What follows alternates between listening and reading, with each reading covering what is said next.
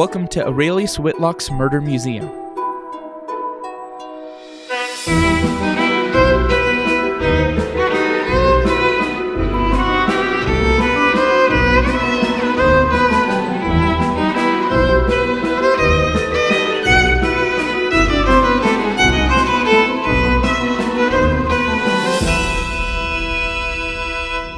Hi, I'm Marcus Richardson. And I'm Nathan Hicken. And we last left off amidst the Gala Exhibit, where I play as the Professor Elliot Turton at a swanky gala. And it actually has been a minute since we've recorded. And also, there's a lot going on in this mystery, as far as I can tell. So, Nathan, do you want to give the listeners and myself a bit of a recap?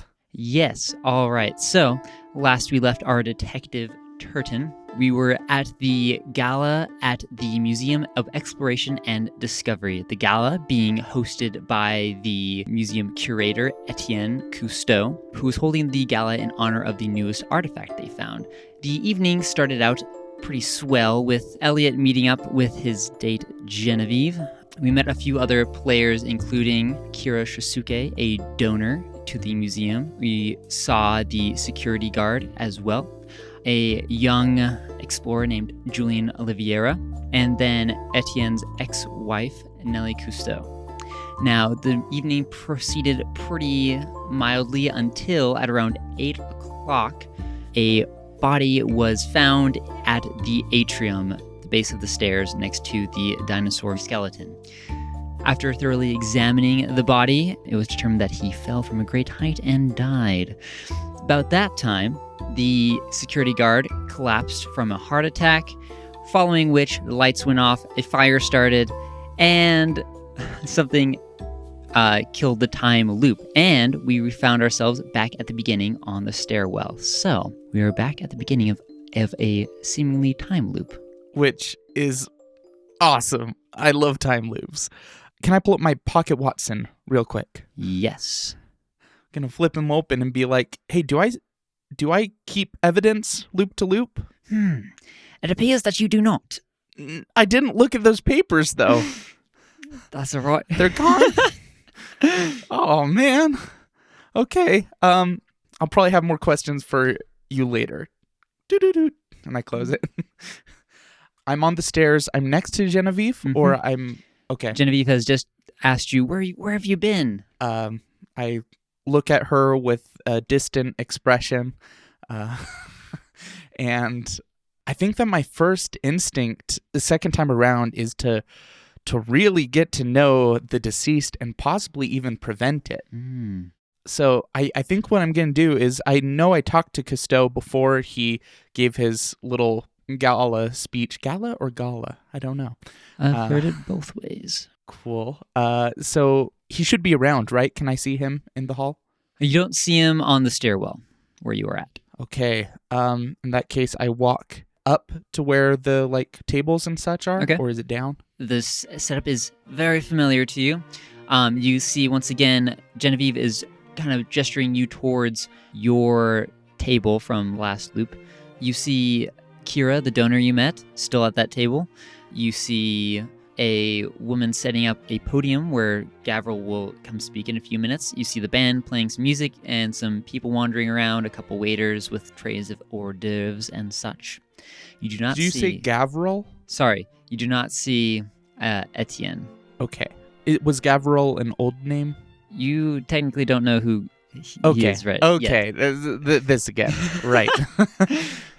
No, that makes sense. Let's see. I do not see him. Oh, man.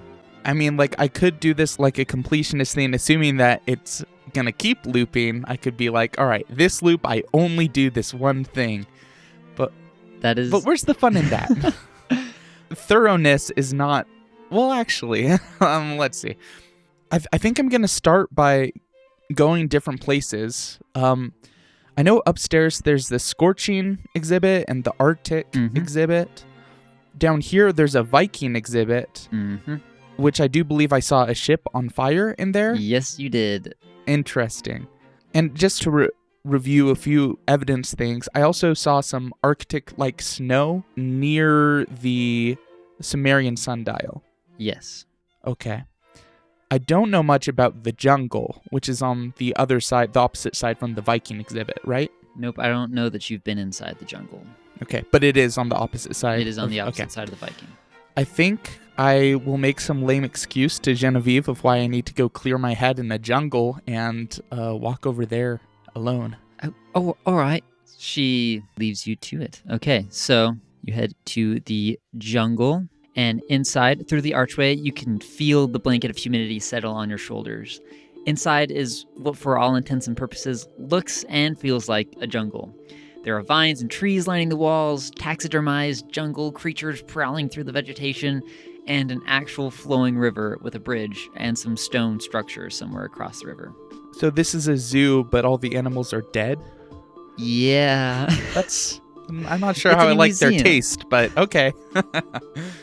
You are free to wander.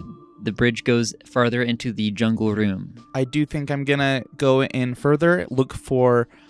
I know there was something about a snake on a stone that I'll look around for, because if that was the exhibit, that might be significant, and this is a jungle.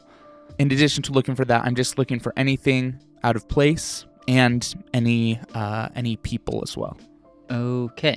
So you go across the bridge, and you over the notice... river and through the woods? Across the bridge, over the river, through the woods. You see the stone structure comes into view a little better.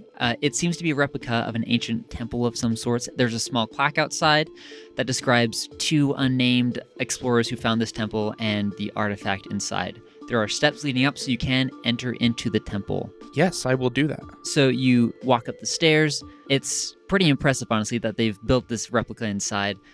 You step inside to a small chamber covered in carvings on the walls.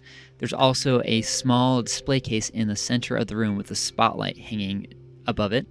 And inside the small display case is a blood-red serpent. In fact, it's the same serpent that you remember from the Gala Exhibit display case. There's a small plaque beside it which says, "The Sanguine Serpent. Used in ancient rituals, this statue was rumored to be imbued with the power from the god of dreams." Huh. So many interesting exhibits in this museum. They went all out. It's in a glass display case? Mm-hmm. How heavy is the glass display case? What if I try to lift it? So if you try to lift it, it doesn't seem to come off from the bottom, if that makes sense. Okay. It seems pretty stuck on. Okay. You could probably break through it. Interesting. Maybe another loop. I feel like I want to keep my eye on this. An interesting snake, for sure. I have a note that says Dead Jungle. Is that what this place is called? Yep. The Dead Jungle. Yeah, not loving their taste. Great execution, awful taste. No, it's cool. Okay, I'm going to turn back around and enter back into the central area. Okay. As you walk down the temple, a couple things you do see. There is also a little cave to the right. Oh, in the jungle, there's in the more jungle to see. area. In that case, I should keep exploring. Yeah, let's. Can I go to the cave? Yeah, you enter the cave. It's kind of dark. There's stalactites everywhere, but the main thing that you can see in here is a door that is locked. It looks like it could be some custodial closet or something. There's little plaques about caves and famous cave explorers throughout the years. Okay. Anything else? Not in the cave. As you exit the cave, you hear someone else enter the room. You hear them because they're being pretty loud. And it is Nellie Cousteau. All right. What are they saying? She is currently just ranting to herself. Are you trying to hide yourself or letting yourself be seen? I want to be amongst the vines for a second here. All right. Okay. So you watch her kind of ranting. She's very clearly ranting about Etienne, who you now can hear is outside giving his speech. You see her pull out a cigar and light it up in the jungle. She doesn't really seem to care that she's in a museum, just seems to be vibing. So as soon as she starts smoking, she kind of stops ranting. Okay, I'm gonna pop out of the vines and say, fire safety is no joke. And who are you to tell me that? A patron of the arts. I'm not sure how I feel about you smoking in a place like this. Well, I'm not sure I appreciate you telling me what to do. Touche. No, I'm just joking. I don't know. I don't have enough to start making wild connections. But like, what if she's gonna light this boat on fire? This is something that's flame. But that doesn't make sense. I'm gonna say, if I may ask, Nellie, I've heard of you. Why did you even come tonight? I happened to be invited. Yes, but I understand there's some bad blood between you and Etienne.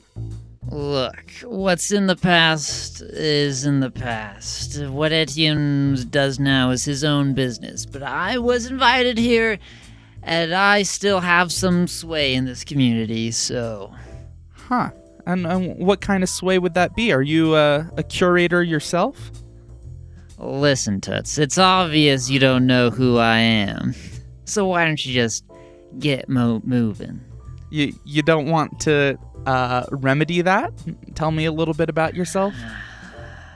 And well, if you'd read any of my articles, you would know. She starts going on a tangent about her life in the world of an art and museum critic. You get the idea that she specializes mostly in Norse and European mythology and history, and art and architecture as well. So. Okay, well, she seems like she doesn't really want to talk right now, so I'll say, hey, is there anyone else I should look out for in this party? Do you have any friends here? Any... Friends? Who needs friends? I feel you deeply. Who are you trying to suss out? What's your deal anyway? I am an archaeologist, I think. You think? Don't sound too sure of that. She takes a drag of the cigar. Yeah, maybe I need a smoke break too. Oh, I'll see you. And I walk out of the jungle. All right, you walk out of the jungle. Etienne should be finishing up his speech now? Yes, so it looks like Etienne has just finished up his speech and he is heading up the stairs. I'm gonna try to catch him. Gonna jog on over there. All right. You catch him and he nods to you. Yes, do I know you? Oh, Professor, I'm glad you could make it. Oh, yes, what a wonderful pleasure it is to have you here. I hope you are enjoying the gala so far. Absolutely. What a wonderful pleasure to be invited. I actually wanted to chat with you a little bit about some recently found artifacts. Excuse me. Artifacts. And I was wondering if you maybe had a minute. Maybe a smoke break on the roof? Oh, the roof. Why? That is off limits for guests. I'm sorry, sir. But certainly I have a minute to discuss any artifact you are so curious as to where it came from or whatnot. Maybe we could talk in your office then. I would hate to make other patrons jealous with the kind of one-on-one information we'd be exchanging. I have no idea what I'm talking about. A business proposition? Indeed. Oh, I suppose I might have time for a few minutes to chat, but I do have a tight schedule tonight, so he leads you up the stairs, around the balcony area, and to the locked double doors where you saw Kira exit the other night. He unlocks them and puts the keys back in his pocket, and you follow in behind him. Inside you see a desk. It looks very much like a classic study. There's bookshelves on the walls with odd artifacts, globes, a dagger or two, a skeleton head, and yeah. So Etienne goes around and sits behind the desk and gestures for you to take an empty chair. Okay, as I sit down, can I see the documents that I saw Kira abscond with? No, in fact, the only thing on top of the desk is the computer. Okay. Let's see. I'm gonna, sit down and say, I do have a proposition, but first I would love to hear a little bit more about the Sumerian sundial, which is of great interest to me, and I may have another artifact that would go hand in hand with it. So I want to understand the history. Yes, we are trying to understand the history ourselves. You see, For whatever reason, the Sumerian sundial was not actually found in anywhere near ancient Sumeria. It was actually found by our expedition crew earlier this year in Peru. So how did it get its name? Did it just sound cooler? Sumerian sundial? No, well, it does sound cooler, I admit, but it is because it does seem to be Sumerian design despite it being found in South America. We're still trying to figure out how it came there. It is curious, no? Perhaps you should take a look at it. Maybe you'd have more insights. Yes, very, very likely. And who was on the expedition crew? Oh, the usual.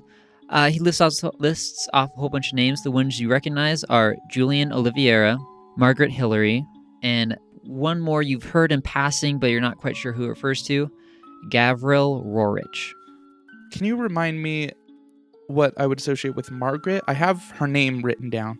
Margaret is the one who talked after Etienne. She is the one who found the artifact. She's credited with finding the artifact. Okay, and Julian is a young explorer? Yep, he went on the expedition.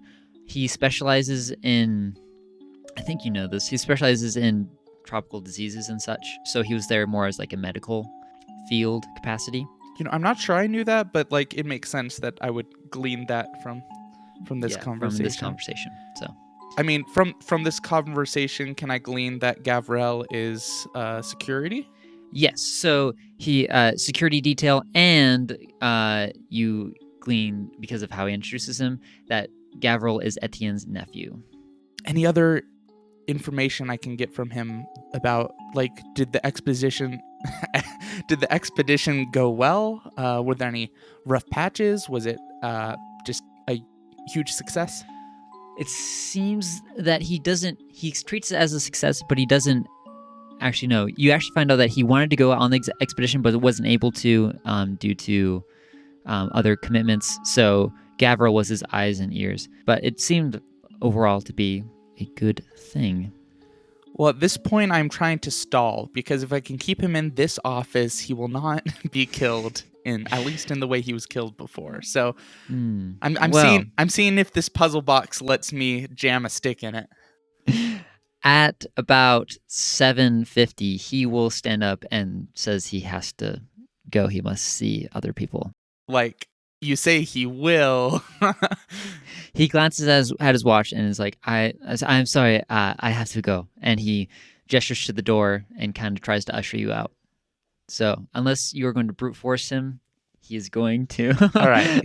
He's leaving. I just think the last thing I'll ask is, I'll say, well, I do have a very, very interesting proposition for you. I hate that you have other competing priorities.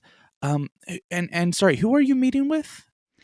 Oh, you know, the life of the museum curator, I must do the rounds. Yeah, but who are you meeting with? 10 minutes before your murder? I mean, what? He seems very confused at that. In fact, his eyes go wide. Do you say that out loud? I don't know. Sure. I really must go. Miss Professor, yes, he's very flustered now, and so he kind of just leaves the door open and walks out the office. Okay. Miss Professor? Oh, no, he was calling me Professor. Yeah. Mr. Professor. Okay. Well, he would not tell me, but I tried.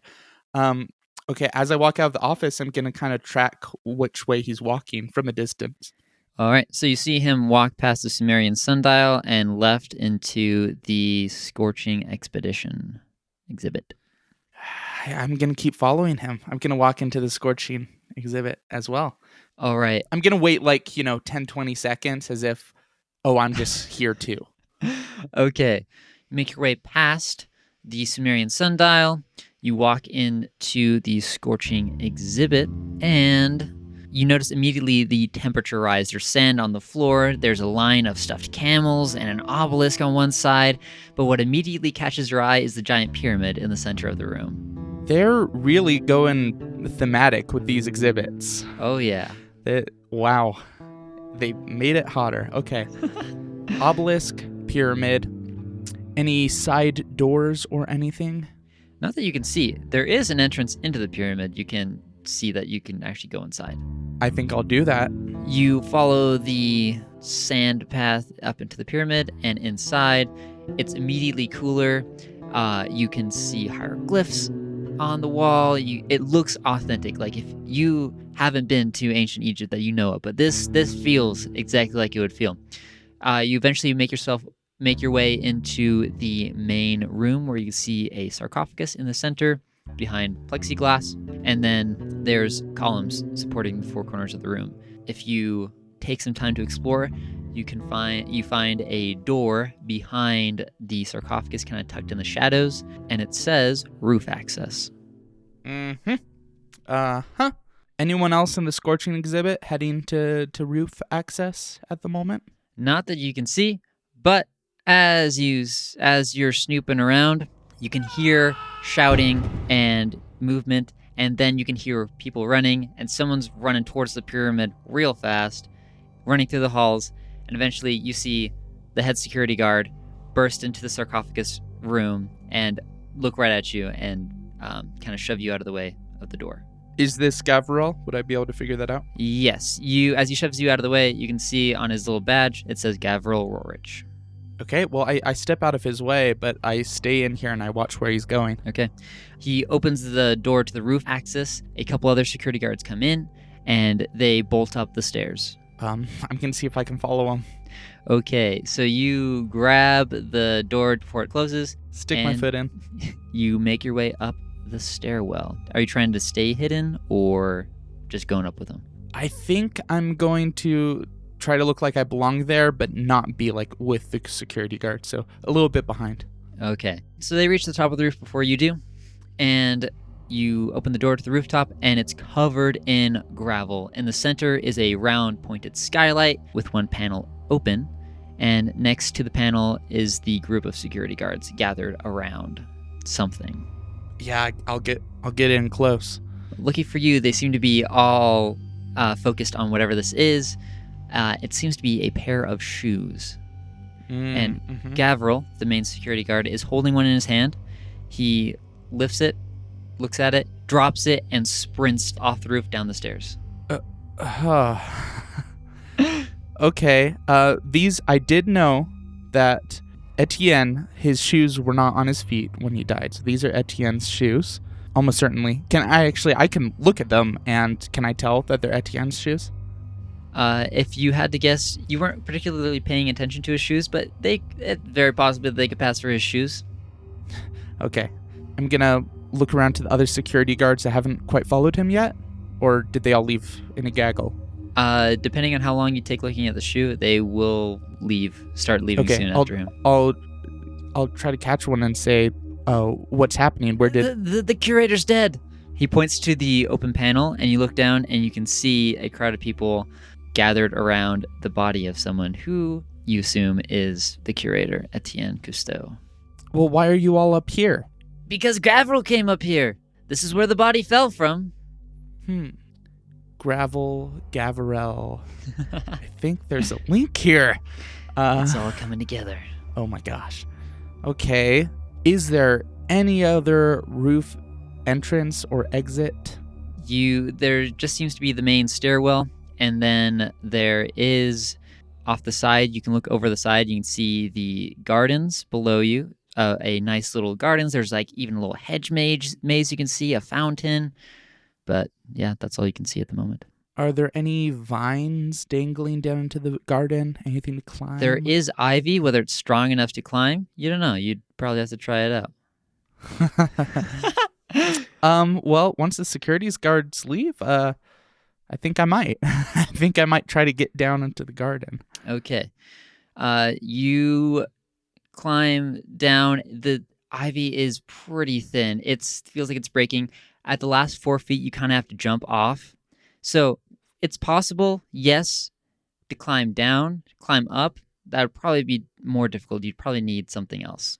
Okay. Well, I mean, the thing is, I did not see someone come through the Scorching Expeditions exhibit, so I think this is very possibly the method of egress. All right.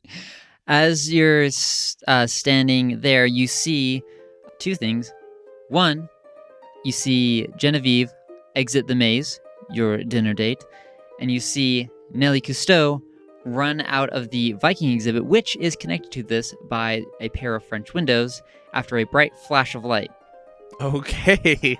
Is Nellie running from where the flash came from? Yep. Okay. I'm gonna run over to Genevieve. She sees you and waves partially, but then turns her head to the bright flash and runs that way instead. I'm gonna run after her. Okay.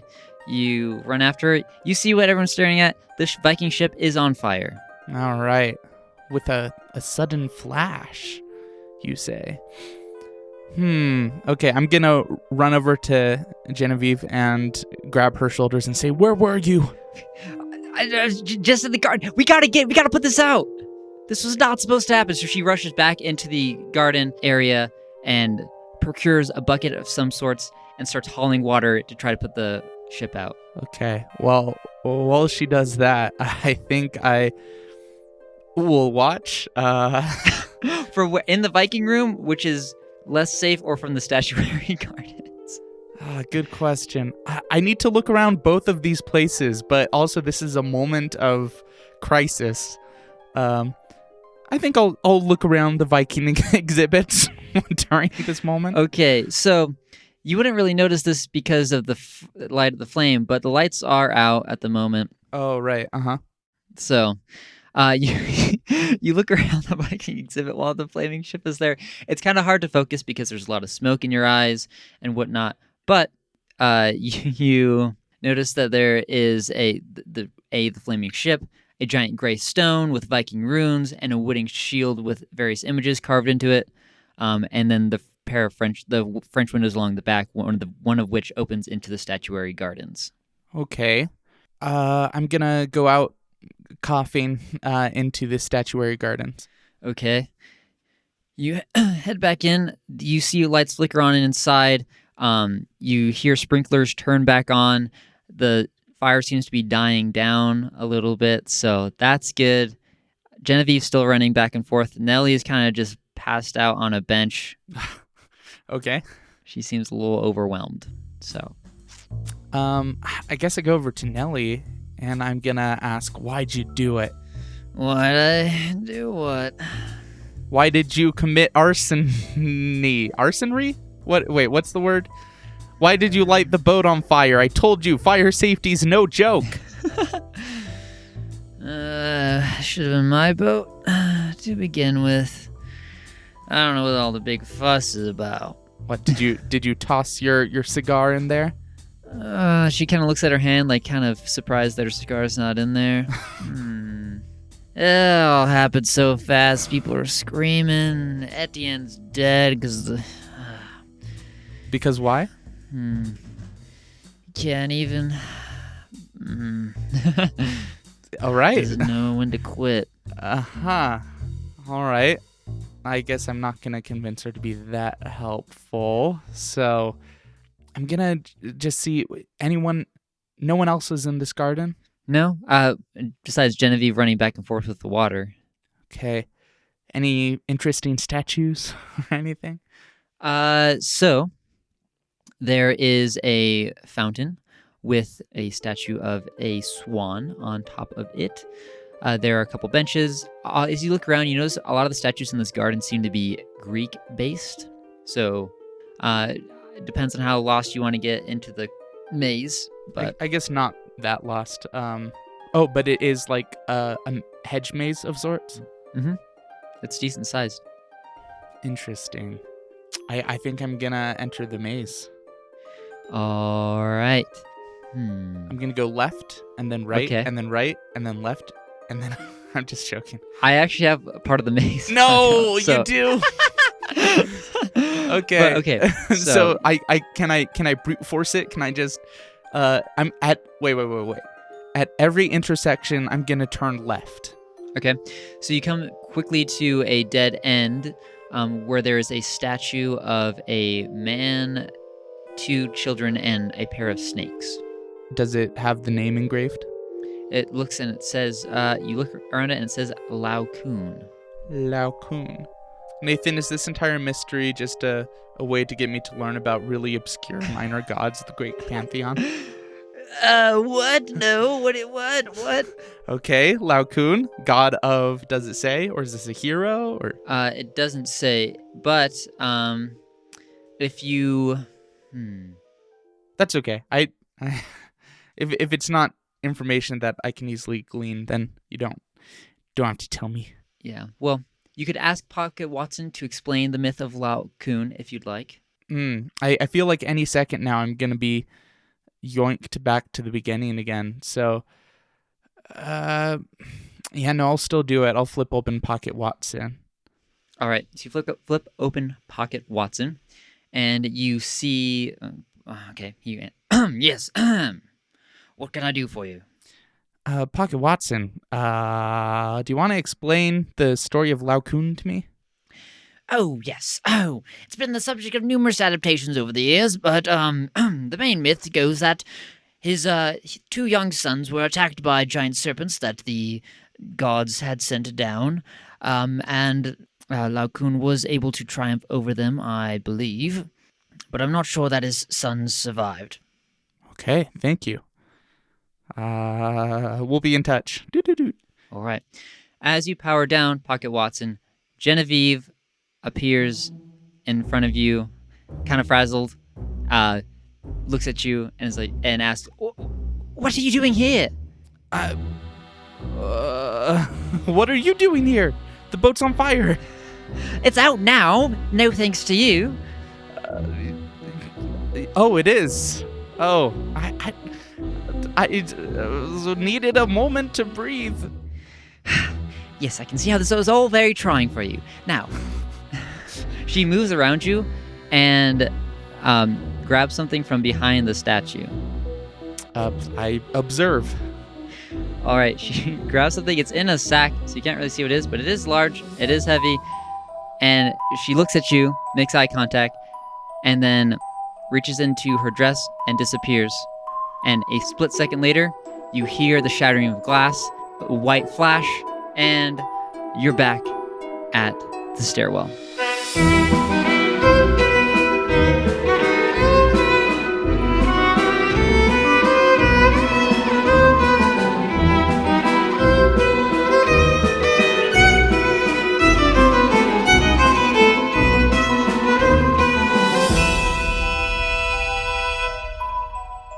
A message from the Curator. He warned against the Trojan horse, but Laocoon can't help you here, of course.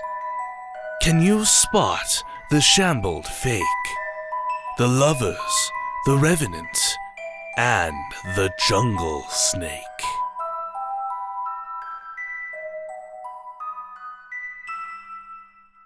When you say she disappeared, you mean like in the same way that this time loop reset, or like she like bamfed, like she disappeared? Like bamfed.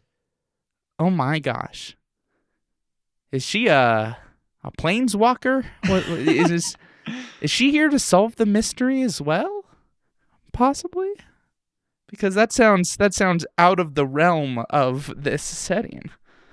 Oh, that's curious.